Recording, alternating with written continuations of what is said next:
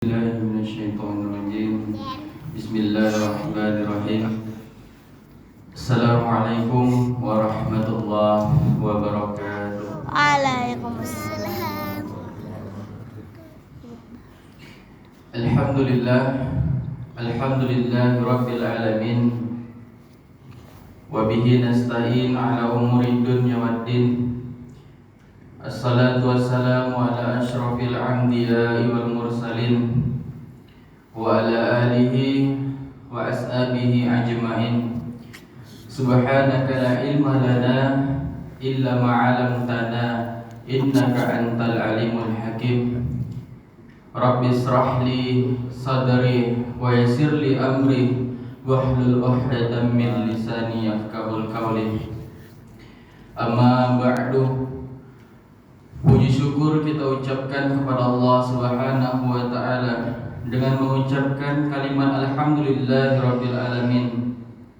Yang mana pada kesempatan kali ini Allah masih memberikan kita sebuah nikmat, yaitu berupa nikmat kesehatan, nikmat kesempatan, dan nikmat keimanan. Yang mana pada nikmat kesehatan tadi Allah masih memberikan kita kesempatan untuk dapat hadir dalam rangka kajian subuh. Kemudian tadi sebelumnya kita juga telah melaksanakan salat subuh secara berjamaah. Selawat beserta salam tidak lupa pula kita ucapkan kepada junjungan kita Nabi besar Muhammad sallallahu alaihi wasallam dengan lafaznya yang suci, Allahumma salli ala Sayyidina Muhammad wa ala ali Sayyidina Muhammad. Sebelumnya saya terima kasih kepada Bapak Ketua yang sudah memberikan saya kesempatan atau peluang pada subuh yang berbahagia ini. Mudah-mudahan untuk kesempatan ini di lain waktu saya bisa berceramah, mungkin tidak di sini, mungkin bisa di masjid lain. Baik, adapun judul kita pada subuh yang berbahagia ini yakni tentang bersyukur. Ikhwatal iman, dalam surat Ibrahim Allah berfirman, la in syakartum la azidannakum wa la in kafartum inna azabi lasyadid. Barang siapa yang bersyukur atas nikmatku, kata Allah, maka akan kutambah nikmatnya.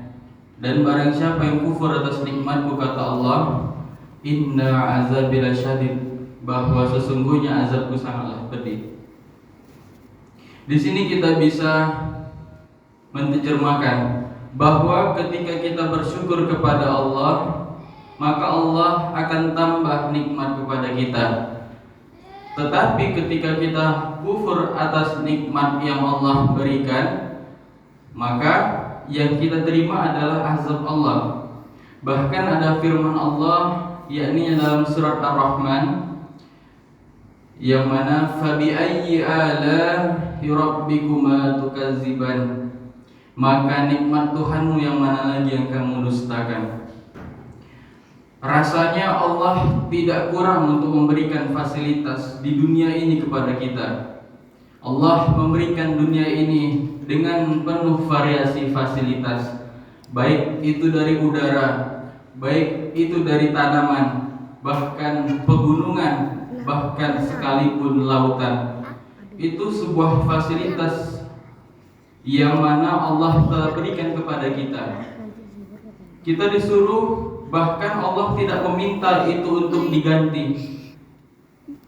Allah telah memberikan semua fasilitas kita, pakailah sesuka kita. Tapi ingat, ketika kita berbicara tentang nikmat Allah, maka kita tidak terlepas dari 4 perkara, yaitu yang harus kita ketahui selaku hambanya. Yang pertama, siapa yang memberi nikmat? Kemudian yang kedua, nikmat yang diberikan kepada kita. Kemudian yang ketiga, orang yang menerima nikmat. Kemudian yang keempat, ucapan syukur terhadap nikmat yang diberikan oleh Allah. Yang pertama, orang yang memberikan nikmat. Siapa yang memberikan nikmat? Yang memberikan nikmat itu sudah pasti Allah. Maka Allah lah yang berkuasa ketika Allah ingin menambahkan nikmat atau ingin mengurangkan nikmat. Itu kuasa Allah, itu kehendak Allah. Tapi kalau Allah yang berkehendak, maka kita tidak dapat menolaknya. Dan begitu sebaliknya, ketika Allah berkehendak untuk mencabut nikmat yang Allah berikan kepada kita, maka kita juga tidak bisa menolaknya. Karena mengapa demikian? Iradatullah fawqa kulli iradah. Kehendak Allah di atas segala kehendak. Bahkan kun fayakun, jadi maka jadilah. Ketika Allah sudah menurunkan suatu kehendak kepada kita, maka kita tidak bisa menolaknya. Manusia hanyalah bisa berencana bikin ini dan itu, namun keputusannya terletak pada keputusan Allah. Semua dalam hidup ini kehendak yang kita inginkan, tetapi kalau Allah tidak meridhoi, tidak akan jadi. Jadi suatu keputusan itu semuanya Allah yang buat, Allah yang berkehendak. Jadi apapun yang kita rencanakan, itu suatu saat pasti Allah kabulkan, tapi tidak secara instan maupun secara langsung, tapi ada bertahap. Karena banyak di dunia ini orang yang meminta kepada Allah, jadi Allah pasti memberi tahapan-tahapan. Kemudian Allah sebagaimana orang yang kita bilang, kau tidak capek, setidaknya lidih. Bahkan Allah itu tidak pernah capek untuk memberikan rezekinya kepada kita. Hanya saja kita yang berusaha bagaimana cara mendapatkan rezeki yang telah Allah berikan. Kita di dunia sudah pasti diberikan rezeki. Rezeki sudah diatur oleh Allah. Cuman kitalah yang mencari caranya untuk bagaimana cara menjemput rezeki. Kemudian kita masuk pada poin yang kedua, yaitu nikmat yang diberikan oleh Allah. Secara garis besar, nikmat yang diberikan Allah Subhanahu wa taala ini kepada umat manusia terbagi menjadi dua. Yang pertama yaitu nikmat ijad. Artinya mengadakan suatu nikmat yang belum ada.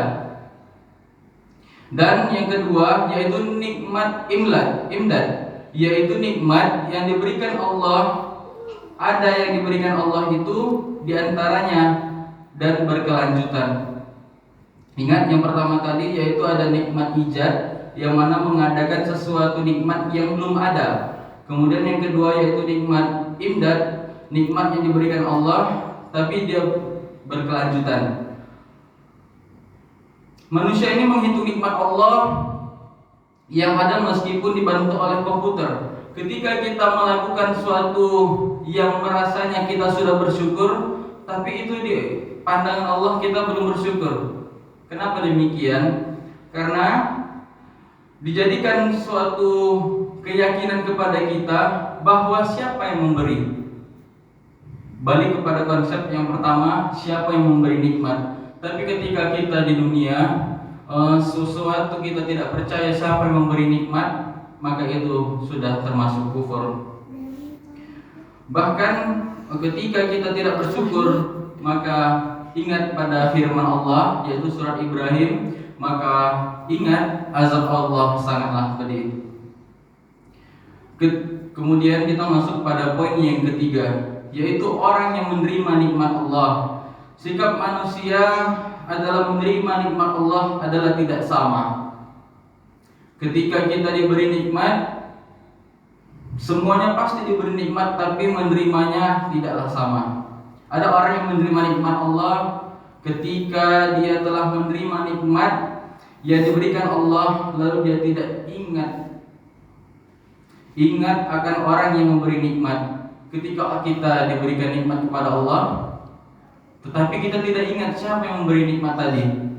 Apa contohnya? Ketika kita diberikan nikmat kepada Allah, tetapi kita tidak pernah berinfak, tetapi kita tidak pernah berzakat, Itulah yang dikatakan ketika kita diberikan nikmat tetapi kita lupa akan yang memberikan nikmat. Kemudian ada pula orang yang ketika menerima nikmat dari Allah, dia ingat akan orang yang memberikan nikmat kepadanya, sehingga akan terlancarlah di mulutnya kalimat-kalimat yang baik dan bernilai di sisi Allah. Apa contohnya? Ketika kita diberikan nikmat kepada Allah atau suatu rezeki yang diberikan kepada Allah, maka kita yang ingat akan siapa yang memberikan nikmat tadi, maka keluarlah kata-kata atau kalimat-kalimat di dalam mulut kita dengan mengucapkan kalimat Alhamdulillahirabbil alamin. Yang mana disinilah yang dicintai oleh Allah. Maka ketika Allah berikan kita nikmat, maka ketika itu kita bersyukur atas apa yang Allah berikan kepada kita. Apa nikmat?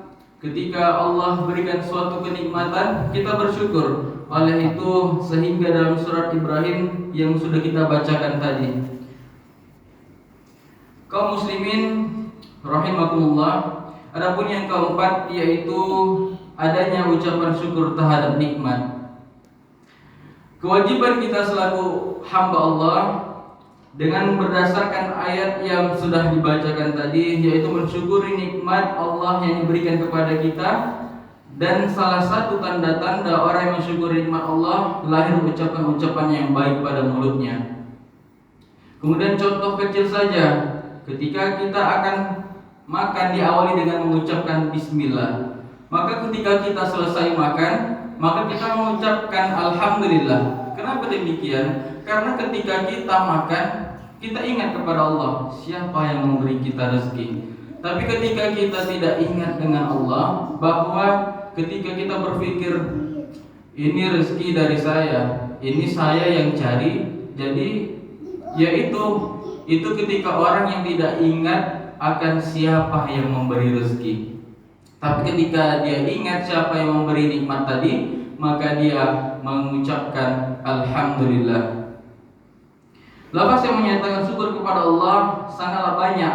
Salah satunya yang paling baik adalah lafaz pujian, yakni kata alhamdulillah. Lafaz ini apabila dibaca oleh seseorang yang beriman, dia ringan pada lidah tapi berat pada timbangan.